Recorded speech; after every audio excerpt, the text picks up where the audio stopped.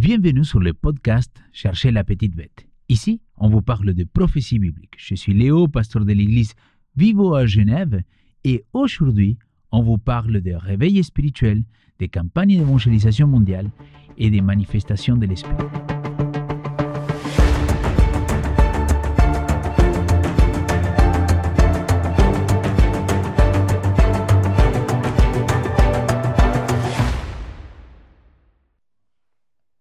Attends, avant que Ben dis-moi, je voudrais clarifier quelque chose. Quand on a commencé à faire le podcast, beaucoup de gens nous ont dit « Ah, c'est dommage, le podcast, il est très condensé, il est très court. » Non, on est Trop court. et trop court même. On voudrait qu'il soit plus loin. Et donc, celui-là, c'est le premier qu'on s'est lâché carrément. Carrément. Parce que là, on a fait plusieurs minutes, mais on trouve avec Ben que c'est parmi les podcasts qu'on apprécie le plus. Celui-là est celui qu'il suit parce qu'on parle pour nous le centre de la prophétie. Vraiment l'essence même de pourquoi on a voulu faire ce podcast. Est-ce que tu peux dire un mot juste pour donner le teaser? Alors, clairement, vous allez voir qu'il y a une orientation très forte, même si on en a déjà quand même pas mal parlé avant, c'est de dire le focus de la prophétie, c'est simplement la question de l'Esprit Saint, pas juste sa définition, mais la manière dont il agit chez nous. Et on va voir à quel point dans les événements prophétiques, c'est un truc hyper important. Et on va voir que ce n'est pas un délire de Ben et Léo, même dans cet épisode. On va voir qu'Ellen White en a parlé, que les pionniers en ont parlé. Et on va voir qu'en fait, rater ça, c'est complètement rater la prophétie. Peut-être je peux juste rajouter aussi de dire que vous allez voir qu'on va moins intervenir peut-être dans les prochains épisodes. Parce qu'en fait, à partir de cet épisode-là et puis les épisodes précédents, on avait changé la manière de faire les scripts. Du coup, on a fait ça un peu plus proprement. Oui. C'était un peu moins improvisé. Et du coup, on intervient un petit peu moins. Et surtout on était moins pressé par le temps. On a dit, c'est ça. si, celui qui veut entendre, qu'il puisse entendre. Et du coup, on a pris le temps d'expliciter les choses. Voilà, c'était juste ce qu'on voulait vous dire. On espère que ça va vous plaire, mais surtout transformer vos vies. Donc, restez jusqu'à la fin. Ben, dis-moi, la dernière fois, tu nous as parlé d'Apocalypse chapitre 7. On a peu discuté de ces réveils spirituels et l'importance qu'il y a dedans. Et tu disais qu'il avait ce mouvement préalable par rapport à les événements de la fin. Ensuite, tu nous as dit que après ça, il allait avoir cette grande campagne d'évangélisation, cette quantité de baptêmes. Et tu m'as cité Apocalypse chapitre 18 et tu m'as dit, ça serait pour une autre fois. Ouais. Oh, c'est moi que je l'ai dit, mais peu importe. Effectivement, il faut aller dans Apocalypse 18, verset 1, donc je t'invite à le lire si tu veux. Ok. Bien. Le texte, il dit, après cela, je vis descendre du ciel un autre ange qui avait un grand pouvoir. La terre fut illuminée de sa gloire. Donc là, on a un truc assez extraordinaire, parce que si tu prends vraiment le texte tel quel, on nous dit quoi? On nous parle d'un ange. Et la caractéristique de cet ange, c'est d'avoir une grande autorité. Oui. Ça, c'est une expression étonnante, d'associer à un ange à une question de grande autorité. Mais en plus de ça, on dit que la terre est éclairée de sa gloire. Donc de sa gloire, de la gloire de qui? De l'ange. Ok, là, je renvoie vraiment ceux qui nous écoutent et qui nous regardent à l'épisode qu'on a fait sur Michael se lève. Michel, ça, l'archange. Et de voir qu'en fait, ce serait étonnant d'attribuer ça à quelqu'un d'autre qu'à Jésus. Que la terre soit éclairée de la gloire d'un ange. Surtout que Jésus, il dit, je suis la lumière. Exactement. Et même de dire qu'il est d'une grande autorité, c'est une expression qu'on retrouve de Jésus. On le retrouve aussi pour la bête. Mais justement, puisqu'on le retrouve pour la bête, on y voit là la contrefaçon de Jésus. Donc, la manière dont le texte est construit, si tu me dis que ça, c'est un être inférieur à Dieu, ça veut dire qu'il y a un être inférieur à Dieu dont la terre va être éclairée de sa gloire. C'est vraiment étrange. Ah ouais. Alors que si tu dis qu'ici, on parle de Jésus... Et il faut se rappeler que le mot messager, angelos, voilà, c'est aussi un messager, quoi. C'est pas simplement un ange. C'est ça. Dans la plupart des cas, ça fait penser à un être extraterrestre, qui est une créature de Dieu. Avec des ailes et comme on l'imagine. Mais c'est une fonction. Tout à fait. C'est une fonction, c'est pas une nature. C'est pas un lion, un tigre, un ange. Non, c'est un messager. Il transporte un message. Les anges sont ceux qui nous amènent des messages et qui transportent les messages. Ce qu'il était intéressant, c'est de savoir, je ne sais pas si tu le sais, peut-être que tu ne le sais pas, là maintenant à moins de te poser un col, est-ce qu'au verset 1, c'est le même terme pour dire le grand pouvoir ou autorité qu'en Matthieu chapitre 28, verset 20. Tu vois, parce qu'il dit, toute autorité m'a été donnée sur le ciel comme sur la terre, verset 18. C'est exousia. Oui, Ouais, tout à fait. c'est celui-là. Est-ce que c'est le même mot? Je ne mettrai pas ma main à couper, mais il me semble que oui. D'accord. Parce que c'est Parce que ça, c'est intéressant. Jésus qu'il dit à ouais, la fin, toute autorité. toute Ouais. autorité m'a été donnée, Et là, on le retrouve ici. et J'avais là, on jamais le fait le lien. retourne. Ouais, c'est intéressant ça. Ah, pas mal le pasteur. Petit épisode. Et oui, on pourra faire un D'ailleurs, petit je épisode. prends ça au bout en disant il ne faut pas que les gens ils hésitent à mettre des commentaires. Tout à Faut les fait. écrire s'ils ont des sujets. Parce que là, on avance avec une espèce de chronologie. Mais à un moment donné, on va faire plein d'épisodes sur des sujets Tout à un petit peu fait. autonomes.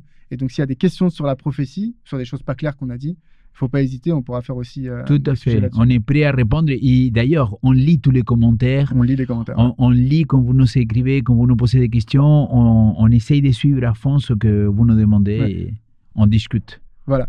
Donc, revenons à Apocalypse 18. On a un ange avec cette grande autorité et on nous dit que la terre est éclairée de sa gloire. Dans ta version, il était dit illuminée de sa gloire. Donc, on a cette combinaison de lumière d'un côté et de gloire de l'autre. Éclairée, illuminée, donc de lumière et de gloire de l'autre. Alors, du coup, la gloire, il est question ici de la gloire de Jésus, gloire de Dieu, d'accord? De la gloire de cet être divin. Donc, cette combinaison-là, on va la retrouver dans les évangiles. Et ça va nous aider à comprendre de quel événement il est question ici dans Apocalypse chapitre 18. D'accord? Donc on a un événement OK. où on a la terre qui est éclairée de sa gloire. Là, on va explorer de savoir ça correspond à quoi.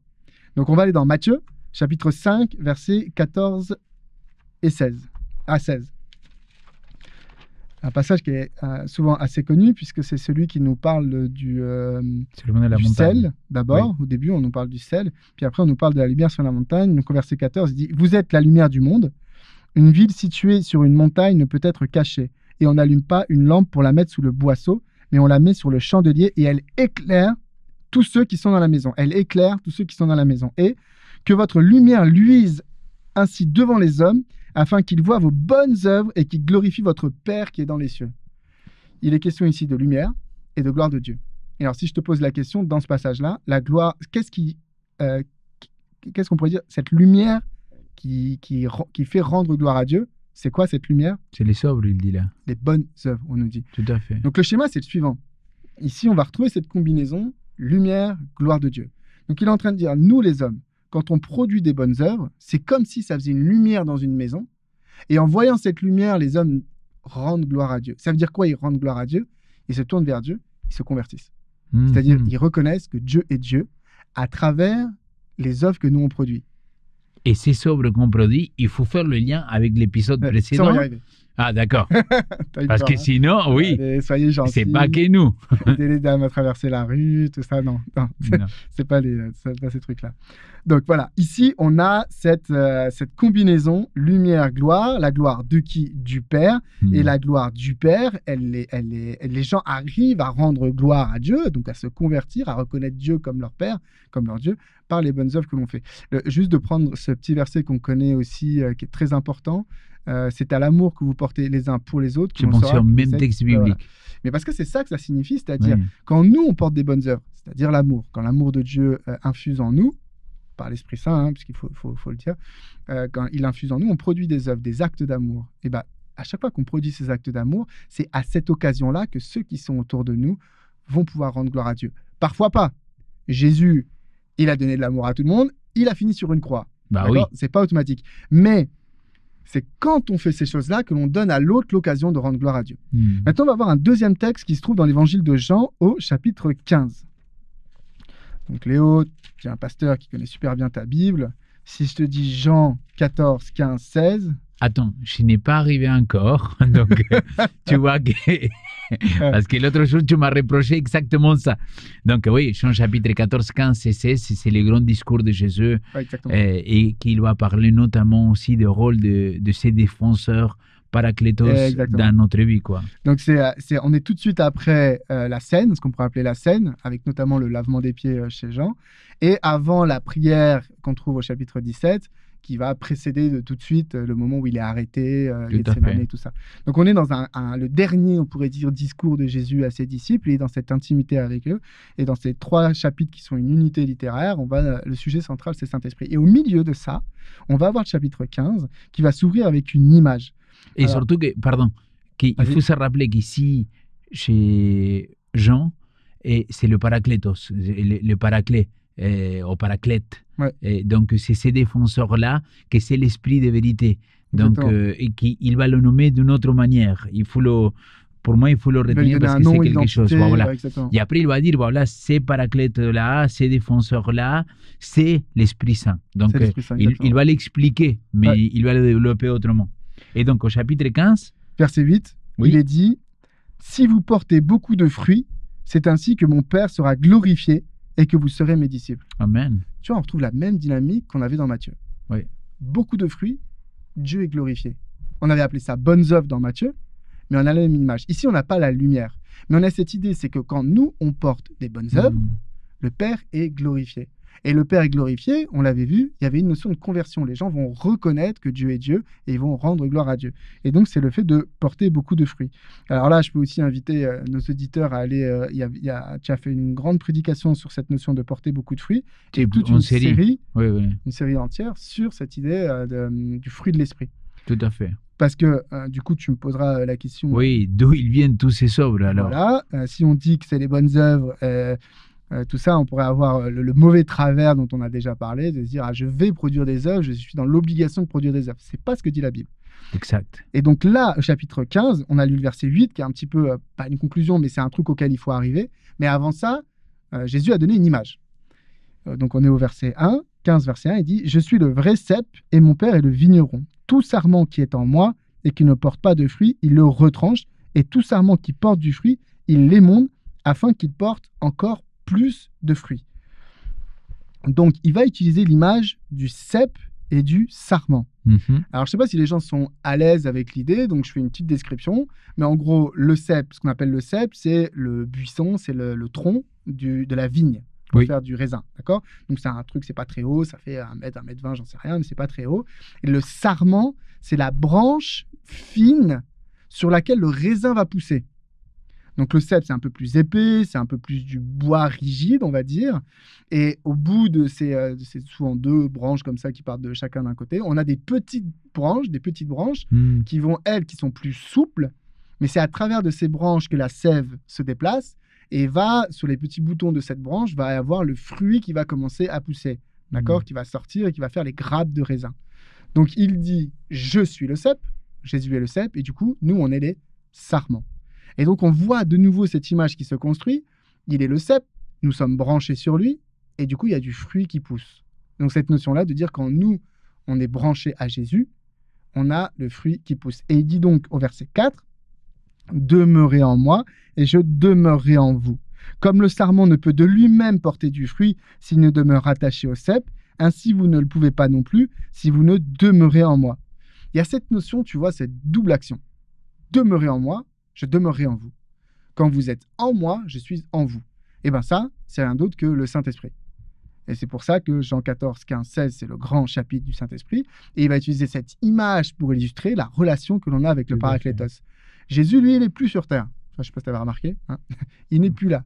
Il est... Grâce au Saint-Esprit, il est toujours là. Amen, exactement. Lui, il est à la droite de Dieu et il intercède pour nous. On a déjà parlé de ça avec Michael Solève. Il est à la droite de Dieu, il intercède pour nous. Donc, il est quelque part dans son ministère. Nous, ici sur terre, on n'est pas abandonnés. Que dit Jésus c'est dans le chapitre 14 du chapitre 16 où il dit « Il vous est avantageux que je pars, que je m'en aille, sinon il ne peut pas venir. » Et là, c'est ce que tu disais, le Paraclétos, ce Saint-Esprit, l'Esprit de vérité qui vient. D'accord? Donc, cette image du cep et du serpent, c'est de dire, pour continuer à être branché en moi, il vous faut l'Esprit Saint. Vous êtes le sarment, je suis le cep, et entre nous deux, il y a l'Esprit Saint. L'Esprit Saint qui vous permet à vous d'être en moi, et à moi d'être en vous. Et on a cette image de cette sève qui va monter de la terre, passer à travers le cep, rentrer dans le sarment, et se transformer en fruits. Ces fruits-là, c'est eux qui rendent gloire à Dieu. Amen. Donc on a... Vas-y. Non, je voulais te dire justement, mais maintenant, il faudrait définir un petit peu quelles sont ces œuvres-là, parce que tu vois, sinon finalement, tu ne sais pas trop, ok, c'est quoi, pour mamie, si je la vois, comme tu disais tout à l'heure, je l'aide à traverser la rue, oui, peut-être aussi, mais est-ce que c'est de ça qu'il parle le texte? Donc quand on lit notamment le Nouveau Testament, et on parle beaucoup dans le Nouveau Testament de marcher par l'Esprit. C'est une expression qui vient dans Romains, qu'on va retrouver dans Galates beaucoup. Et justement, dans Galates, on va avoir cette liste de ce qu'on appelle le fruit de l'esprit. Donc ça, c'est la première chose, en fait. Quand l'esprit vient habiter en toi, il y a ce mot qui est utilisé, tu portes un fruit. Ouais, et donc, on a la liste des 9 facettes du fruit de l'esprit, puisque le fruit de l'esprit et non pas les fruits de l'esprit. Bien, Benjamin. J'ai écouté mon pasteur. Donc, ouais, non, mais je renvoie vraiment, il y a une série entière avec une prédication par fruit et même une prédication d'introduction et de conclusion. Donc, c'est vraiment une série qu'il faut regarder, de comprendre c'est quoi finalement cette vie par l'esprit à travers l'ensemble de ce fruit-là. Donc, la première chose que l'esprit, il fait lorsqu'il vient habiter en toi, c'est produire cet amour. Voilà. Et ça, c'est Galates chapitre 5. Donc, à relire attentivement. Et ça, c'est intéressant parce qu'on parle de bonnes œuvres. D'accord ? On nous dit que c'est lorsqu'on a des bonnes œuvres que le Père est glorifié. Mais finalement, si on regarde les fruits, enfin le fruit de l'esprit, c'est des œuvres, c'est des actions. Oui, tout à fait. C'est des choses que l'on produit, soit pour nous-mêmes envers Dieu, mais surtout pour l'autre. Quand on parle de patience, quand on parle de bienveillance, c'est envers l'autre. Même la maîtrise de soi, c'est envers l'autre. Clairement. Ne pas le frapper. Oui. Donc, et surtout, tu te rappelles, dans la série, j'avais expliqué à quel point, si Dieu nous demande de porter ce fruit, c'est parce que lui, il est amour, parce que lui, il est paix, parce que lui, il est joie, parce que lui, il est patience, parce que lui, il est bonté, et ainsi de suite, tu te souviens. Donc, du coup, si lui, il nous demande de vivre cela, c'est grâce à lui qu'on pourra le vivre, parce que lui, il est en nous.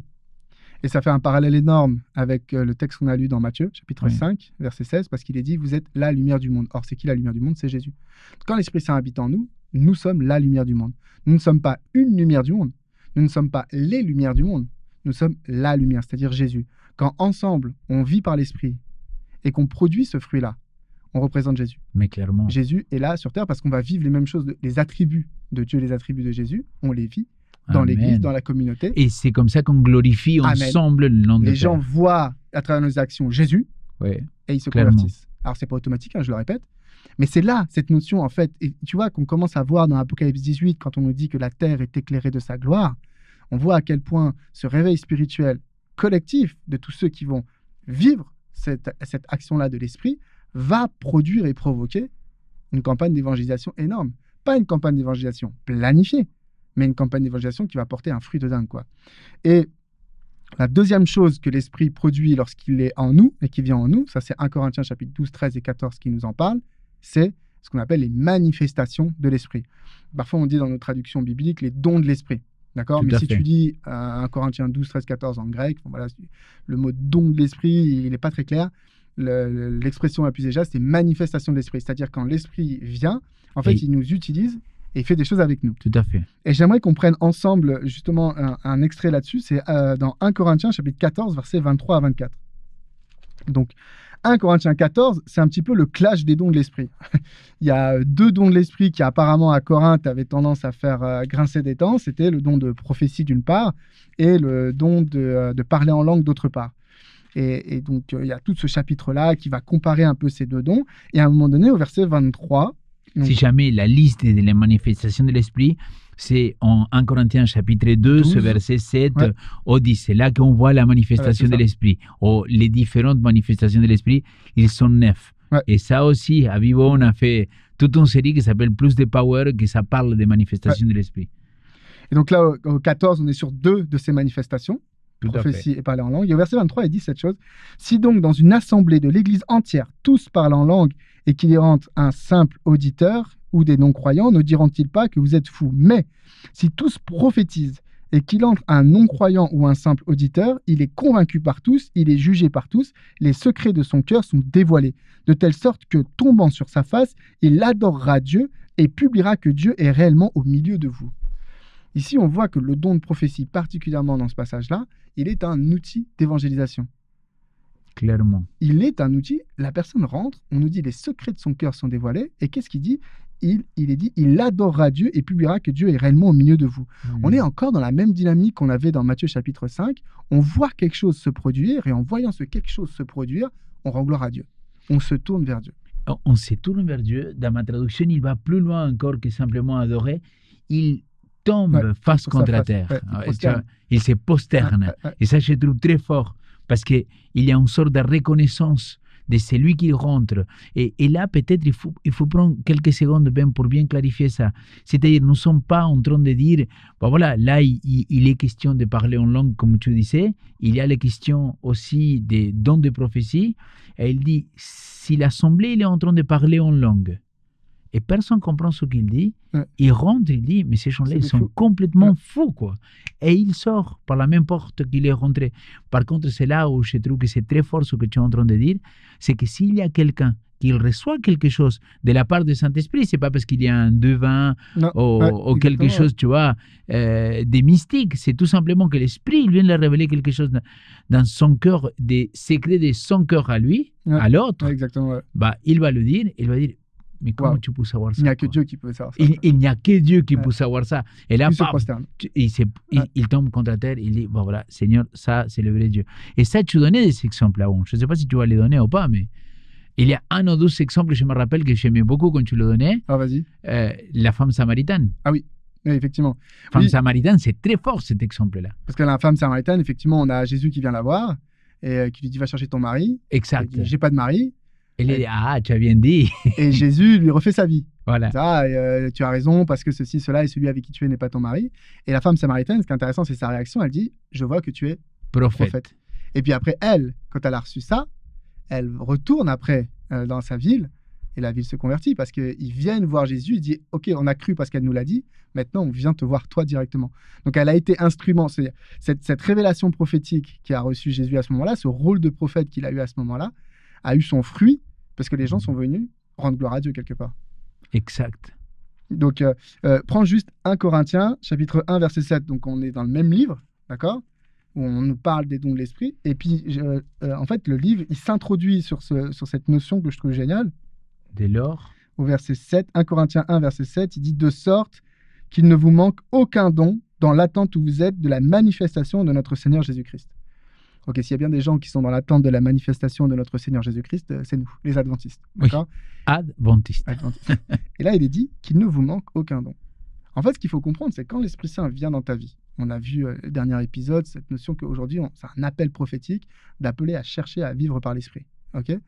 Bah, quand l'Esprit vient dans ta vie, il va produire deux choses, deux œuvres chez toi.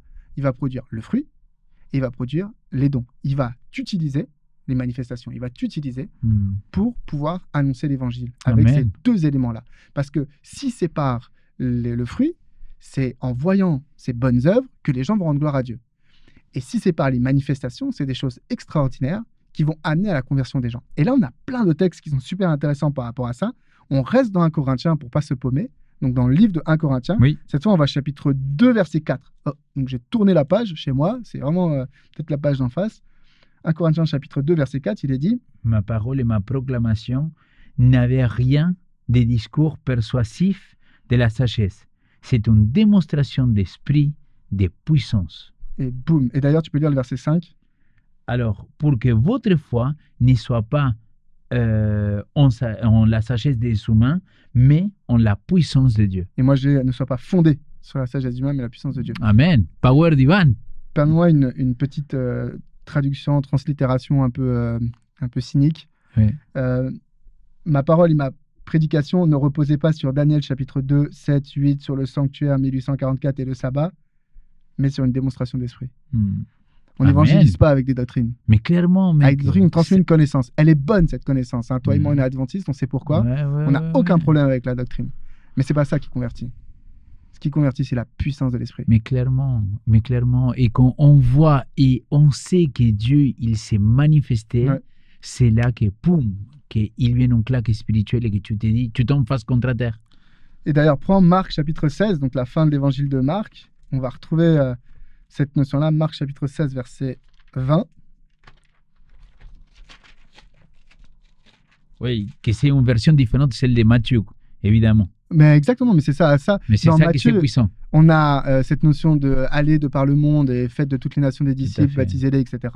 Mais Marc rajoute un truc pour terminer. Il dit « Et ils s'en allèrent prêcher partout. Le Seigneur travaillait avec eux et... » Tu as quoi dans ta version ?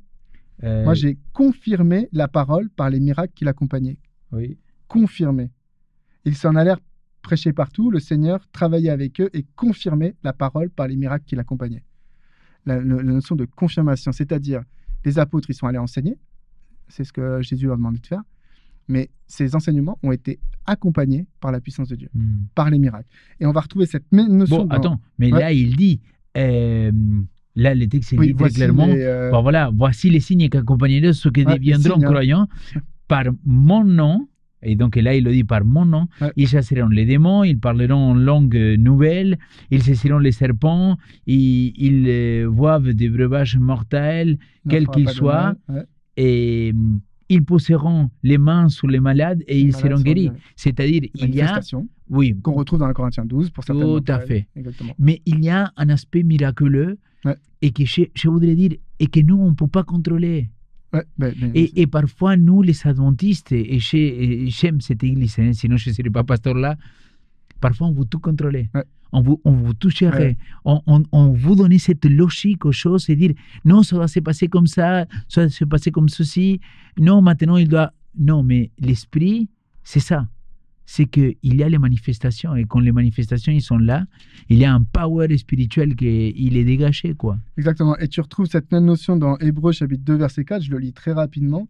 Mais il dit Dieu appuyant leur témoignage par des signes, des prodiges, divers miracles et par les dons du Saint-Esprit distribués selon sa volonté. Amen. Donc on retrouve vraiment dans le schéma des premiers chrétiens et des apôtres et des disciples de dire la prédication, elle s'accompagne des dons de l'Esprit. Et en fait, on retrouve ce schéma dans Apocalypse 18, dans tout le parcours qu'on a fait, c'est-à-dire qu'il n'y a pas de raison que si les apôtres et les disciples, ils aient reçu le fruit de l'Esprit et les manifestations de l'Esprit pour pouvoir installer l'Église de Dieu, comment est-ce qu'on peut s'imaginer qu'à la fin des temps, dans les conditions dans lesquelles on va vivre la fin des temps, on n'ait pas besoin de ces choses-là? Ah, mais clairement. Ça ne peut être autrement que par la puissance de l'Esprit. Amen. Et d'ailleurs, il faut qu'on prenne un texte, tu avais prêché aussi là-dessus, il était excellent ce texte, 2 Timothée chapitre 3, verset 1 à 5. Qui a prêché? Toi. Sur ce texte-là? Je te promets. Non, tu rigoles. Mais si, c'est l'apparence de la piété. C'est un texte qui m'a... Quand je l'avais étudié à fond pour le prêcher, j'étais... Oui, c'est puissant. Vas-y. Surtout qu'il commence... Et il faut que nos auditeurs ils se mettent en tête qu'on est en train de parler de cette puissance que le Seigneur veut nous donner, de cette power pour la manifestation de l'Esprit, pour qu'on puisse prêcher cette grande nouvelle et la bonne nouvelle à le monde entier, qu'il se met dans ce contexte-là avant de lire le texte. Et là, vas-y, lis-le. Le texte commence, verset 1, « Sache que dans les derniers jours ». Donc, il n'y a pas de débat, hein. On est sur un texte de la fin des temps, on est sur un texte de la prophétie. Ne veut pas dire tu as sorti le texte de non, contexte. Voilà, exactement. C'est un texte qui est approprié pour comprendre ce qui se passe. Il est dit ici, dans les derniers jours, il y aura des temps difficiles. Car les hommes seront égoïstes, amis de l'argent, fanfarons, hautains, blasphémateurs, rebelles à leurs parents, ingrats, irreligieux, insensibles, déloyaux. Bref, une liste de péchés sans fin. Et puis, au verset 4, il se termine en disant « Enflés d'orgueil, aimant le plaisir plus que Dieu. » Mais, verset 5, « Ayant l'apparence de la piété, mais en reniant ce qui en fait la force. » Dans ta version, tu n'as pas la force, toi. Ils garderont la forme extérieure de la piété, mais ils en régneront la puissance. Et parce que le mot derrière, en grec, c'est dynamis, ce qui a donné le mot dynamite, par exemple. Et c'est ce mot-là, vous pouvez vous amuser à le chercher dans le Nouveau Testament. C'est par exemple dans Actes, où il est dit chapitre 1, verset 8. Une puissance, le Saint-Esprit. La notion de puissance est très intimement liée à la question du Saint-Esprit dans le Nouveau Testament. Et du coup, ici, on nous parle de gens. Et puis si tu lis au verset 7, il est dit que ces gens-là, ils apprennent toujours et ne peuvent jamais arriver à la connaissance de la vérité. C'est des étudiants de la Bible, hein. Mais clairement. On ne parle pas des païens, quand on dit qu'ils sont fanfarons, méchants, hautains, machin. On ne parle pas des païens, on ne parle pas des gens qui ne connaissent pas Jésus. On parle des gens qui connaissent Jésus, potentiellement même de très bons adventistes, qui apprennent toujours. C'est des bons étudiants de la Bible. C'est des gens qui sont des béréens, quoi. Ils sont avec la Bible devant eux. Mais ils ont l'apparence de la piété. C'est-à-dire, ils vont à l'école du sabbat, ils payent leur dîme, ils ne mangent pas de porc. Mais ils ont régné la puissance. Ils ont régné la puissance. Et donc ça, c'est une vraie question mais clairement, mec. En disant, toi, dans ta vie, tiens, est-ce qu'il ne te manquerait pas ça? Et si ce n'était pas aussi ça dont on parlait dans Apocalypse chapitre 7, ce préalable avant que les choses se déclenchent. Et qu'Apocalypse 18 nous dit qu'à un moment, ça va arriver, mais tu dois te poser la question, et toi? Tu vas être de ce côté-là du game, quand Apocalypse 18, verset 1 va avoir lieu, ou tu seras du mauvais côté? Clairement, clairement. Moi, je pense que, permets-moi d'ajouter, c'est là où cet aspect communautaire, il faut qu'il puisse avancer, mon ami. Parce que c'est quelque chose que je comprends. Parfois, en tant qu'adventiste, on peut avoir peur d'avoir ou de laisser rentrer dans notre église un côté plus charismatique, mais dans le bon sens des termes, ce côté spirituel dans lequel on peut imposer les mains au malade et il va guérir, mais tu vois, toujours avec Oui, mais quelle est l'intention derrière? Pourquoi nous voulons vivre ça? Pourquoi nous voulons faire ça? C'est pas pour moi, pour ma propre gloire. Rappelle-toi ce que tu as dit au commencement. C'est pour la gloire de lui. Voilà. C'est pour son nom à lui. C'est pour que lui, il puisse être glorifié. Et donc, tu te dis, non, mais si je vais faire ça, c'est pas pour moi, c'est pas pour l'église adventiste, c'est pour que le nom de Dieu soit glorifié, quoi. Mais tu as dit quelque chose qui était très vrai, c'est que chez nous, on va très rapidement te dire, ouais, mais il y a aussi les faux miracles. Clairement. J'allais revenir à cette question-là. Voilà. Mais ça m'énerve. Parce que tu vois, à cause des faux miracles, on arrête de vivre ce que le Seigneur il a préparé en avance pour nous. Après, c'est vrai, il faut l'admettre. Tu vois, par exemple, on avait commencé cette série sur Apocalypse 13 et on avait vu quel est le moyen d'action de la bête à deux cornes, là, de celle qui ressemble à un agneau. Tu l'as très bien dit. Elle fait des grands prodiges et elle séduit les habitants de la terre via ces prodiges. On a même dans 2 Thessaloniciens, chapitre 2, verset 9, qu'on avait aussi lu, si je ne dis pas de bêtises, où on nous parle de l'homme impie et on nous dit que c'est par la puissance des miracles qu'il arrive à s'installer. Donc on trouve dans la Bible cette notion de contrefaçon. Mais moi, j'aime bien embêter les gens. Je leur dis toujours, ok, eux là, si tu dis ça, les évangéliques, les pentecôtistes, tout ça, eux, c'est la contrefaçon. Elle est où la façon? Si ça, c'est la fausse monnaie, elle est où la vraie monnaie? Et là, j'aimerais lire un texte, qu'on lise ensemble, un texte qu'on trouve dans la Tragédie des siècles, donc la version Grand Espoir. Un jour, il faudrait qu'on fasse une des émissions sur ces bouquins-là, parce que je pense qu'il y a plein de choses qui sont très mal expliquées de ces livres. Mais vas-y. On pourrait faire un podcast sur la Tragédie des siècles. Tout à fait. C'est un super concept, ça. Donc, je lis dans le chapitre 38, qui est l'avertissement final. Donc, dans ma version, c'est à la page 448. C'est la dernière version traduite, qui est une des meilleures traductions, qui est plus proche de l'original. Ellen White dit ceci. La grande œuvre de la prédication de l'Évangile ne doit pas se terminer avec une manifestation de la puissance de Dieu moindre que celle qui a marqué ses débuts. Ok, c'est ce qu'on disait tout à l'heure. Clairement. Les prophéties accomplies par l'effusion de la pluie d'automne au commencement de la prédication de l'Évangile doivent s'accomplir à nouveau vers sa fin par la pluie du printemps. Ce sont les temps de réconfort qu'attendait l'apôtre Pierre lorsqu'il disait « Changez donc radicalement, faites demi-tour pour que vos péchés soient effacés, qu'ainsi des temps de réconfort viennent du Seigneur et qu'il envoie le Christ qui vous a été destiné. Les serviteurs de Dieu, le visage illuminé et rayonnant d'une sainte consécration, écoutons bien, iront de lieu en lieu, proclamer le message céleste. Des milliers de voix donneront cet avertissement dans le monde entier. Des miracles auront lieu. Amen. Des malades seront guéris. Et des signes et des prodiges accompagneront les croyants. Amen. Mais Satan travaille aussi en employant des prodiges mensongers, jusqu'à faire descendre du feu du ciel sur la terre à la vue des humains. Ça dit quelque chose cette phrase, hein? Oui. Apocalypse 13, la deuxième bête. Elle conclut ainsi. Les habitants de la terre seront amenés à prendre position. Pour Ellen White, la contrefaçon de Satan, ce n'est pas ce qui doit nous empêcher de faire des miracles. La contrefaçon de Satan, c'est ce qui va permettre à ceux qui sont en face et qui vont voir d'un côté le vrai miracle et de l'autre côté le faux miracle, de prendre une position objective. Tu sais, en médecine, on dit, mon épouse a dit toujours ça, aux patients, il faut leur donner une position éclairée. Il faut qu'ils puissent prendre une décision éclairée. Ils ont eu tous les côtés, ils choisissent. Devant Dieu, à la fin des temps, ce sera tellement énorme, ce réveil spirituel. Tu auras des miracles, des choses et tout ça. Tu verras ça, tu diras, waouh, Dieu est là. Satan va te dire, non. C'est moi qui ai la puissance. Et là, tu choisis. Et ça, c'est une image qu'on va retrouver, par exemple, quand Moïse se retrouve devant Pharaon. Les 10 plaies, il débarque, il jette son bâton. Ils font quoi, les mages? Contrefaçon. Et pareil, il fait le sang. Pareil, jusqu'au grenouille. Il commence. Mais c'est limité. Après, exact. Ils n'arrivent plus. Ils n'arrivent plus. Voilà. Mais en face de loi, et on le sait, qu'on a des Égyptiens qui sont partis avec les Juifs. On le sait qu'on a des Égyptiens qui sont partis avec les Juifs, parce que quand ils ont vu ça, les vrais miracles de Dieu et les faux miracles des mages, ils ont dit non, moi j'ai choisi, moi. Ouais. Le Dieu puissant, c'est lui. Amen. Et c'est ça qui va se passer à la fin. Oui, il y aura des contrefaçons. De là l'importance d'avoir un relationnel et d'avoir le Saint-Esprit dans notre vie à ces moments-là. Parce que c'est le Saint-Esprit qui va nous guider et il va nous donner cet esprit de discernement pour savoir si ça vient de Dieu ou si ça vient des diables, quoi. Et là, j'aimerais insister sur un élément qui est assez important et je pense méconnu dans notre Église.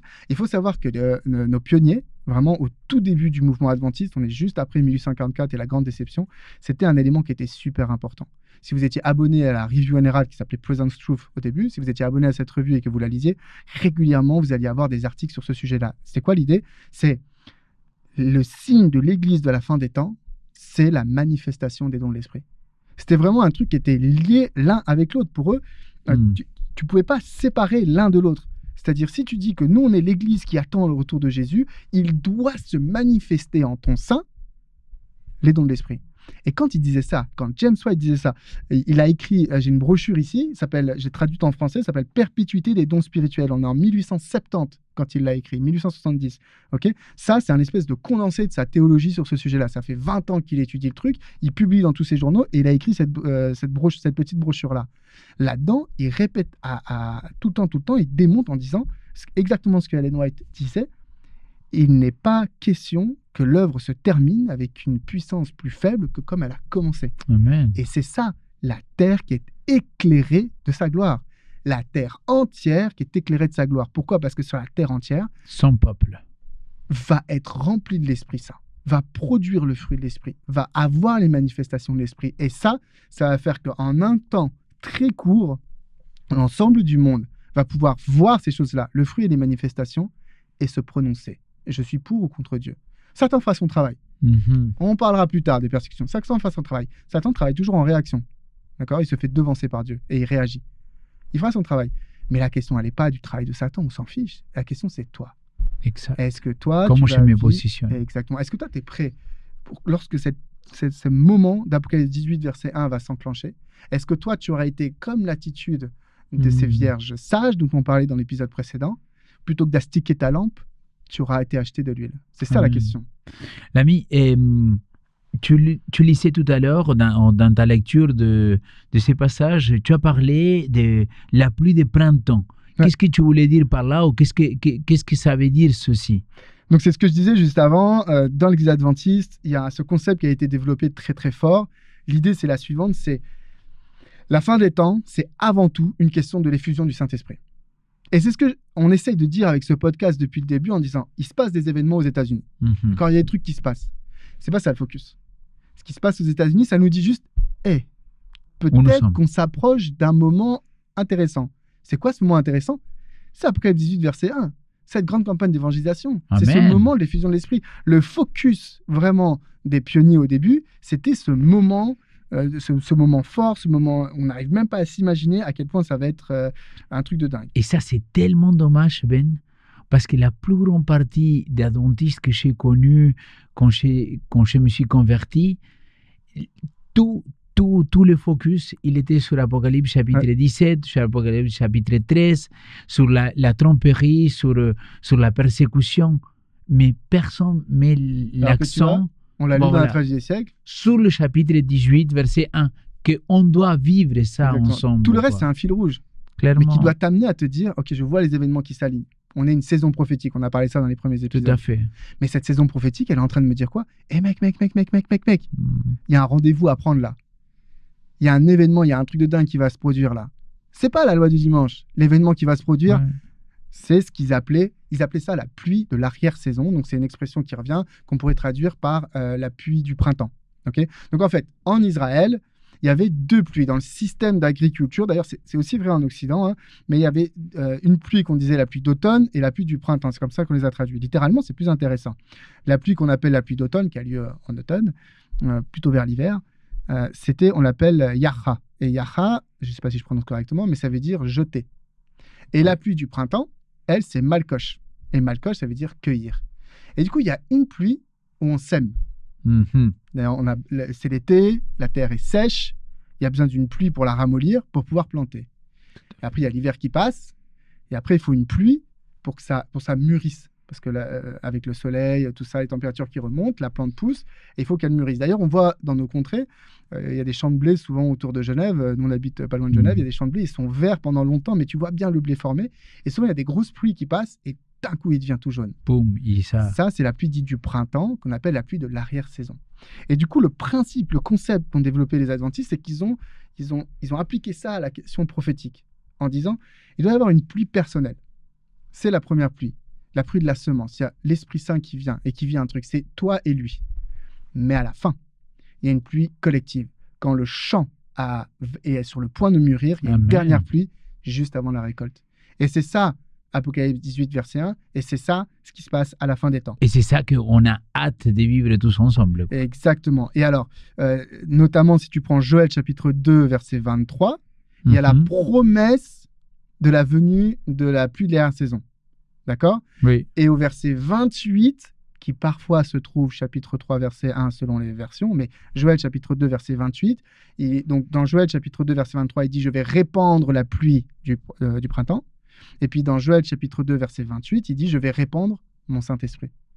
Donc les pionniers ont fait le lien entre les deux. Ils ont dit « L'image de la pluie de la saison dont on nous parle dans plusieurs textes dans l'Ancien comme dans le Nouveau Testament, dans l'épître de Jacques chapitre 5, verset 7 à 8, il est dit d'attendre la pluie de l'arrière-saison comme l'agriculteur qui attend la pluie de l'arrière-saison. Nous aussi, on doit être dans cette attente-là.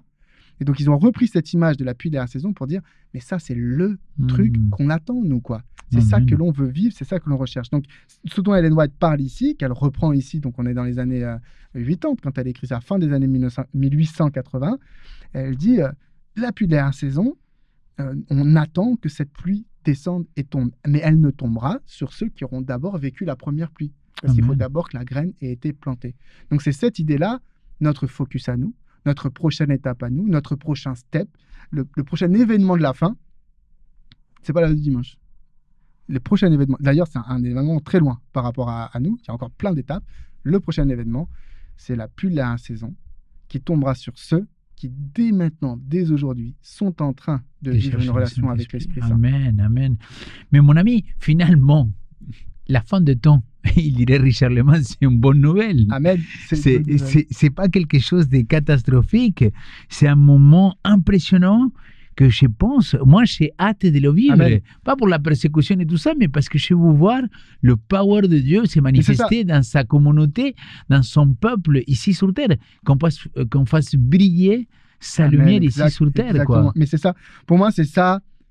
Si ce podcast peut avoir un résultat positif, c'est celui-là. De donner envie aux gens d'étudier la prophétie, pas pour savoir à quel point on va se faire torturer, oui, mais pour savoir à quel point on va vivre un moment fort avec Jésus pour les autres. Amen. Avec Jésus pour les autres. Et à quel point je pourrais être cet instrument entre les mains de Dieu ça, quoi. Pour vivre ça. Quoi. Non, mais qui de nous, en lisant le livre des Actes, ne se dit pas, punaise, qu'est-ce que j'aurais voulu vivre ça? Ah, mais clairement. Et c'est ça que Dieu te promet pour la fin des temps. Mais pour maintenant, pour demain, on n'en sait rien. Voilà, on me dit, nous, j'insiste, je ne dis pas que c'est ce qui va arriver, mais on dit, voilà, avec les éléments qui s'alignent aux États-Unis aujourd'hui, on se dit, tiens, ça pourrait être maintenant. Mais bien sûr. Et si c'était pour maintenant?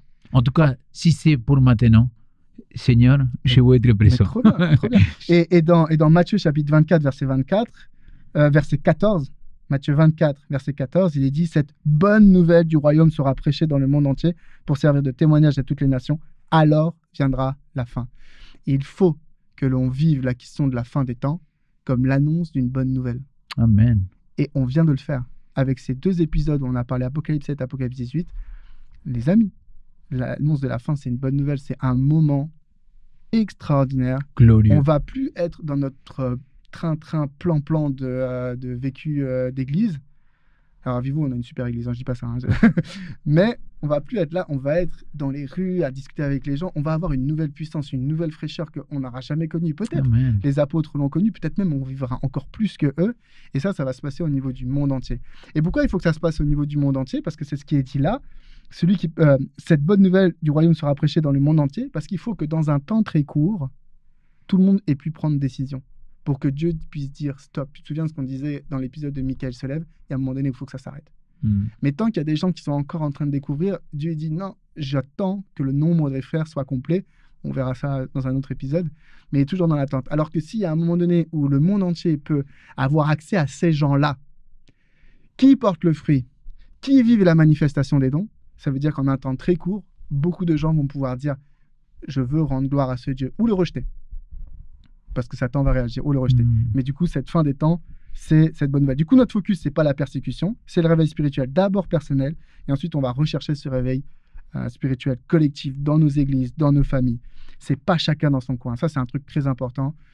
L'Esprit Saint, c'est toujours collectif. C'est jamais chacun dans son coin. L'Esprit Saint, quand il te prend, il te réunit avec les autres. Et du coup, c'est un truc à vivre ensemble. Mais à un moment, il aura une sorte de tension interne, n'est-ce pas? Exactement. La Bible, malheureusement, elle nous dit que il va y avoir, donc je reprends, si on a notre frise, Parce que c'est ça le problème. On pourrait penser que tout est bon Noël et que tout va être génial. Non, il y a un côté néfaste, quoi. On a le moment du retour de Jésus. Avant le retour de Jésus, on a la fin du temps de grâce. On a vu la dernière fois qu'on a toute une période entre nous et ce préalable-là.